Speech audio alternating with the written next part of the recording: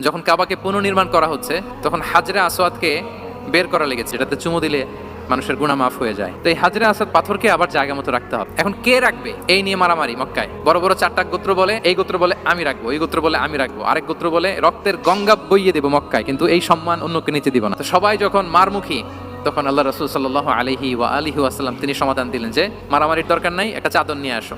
নিয়ে আসা হলো। চার গোত্রের চার লিডারকে বললেন চাদরের চার কোণা ধরো। চারজন চার কোণা ধরলো। রাসূল সাল্লাল্লাহু আলাইহি ওয়াসাল্লাম তিনি পাথরটা নিয়ে মাঝখানে রাখলেন। এবার চার নেতাকে বললো আসো। এরপরে আল্লাহ রাসূল সাল্লাল্লাহু আলাইহি ওয়াসাল্লাম ওনার মোবারক হাত দিয়ে, বরকতময় হাত দিয়ে হাজরা আসওয়াদকে নিয়ে নিজ হাতে রাখলেন। এবার সবাই হ্যাপি, কারণ অংশগ্রহণ করতে পারছে। আসলে সব মূল স্ট্যাটাস কিন্তু চলে গেছে রাসূলের দিকে, নাকি?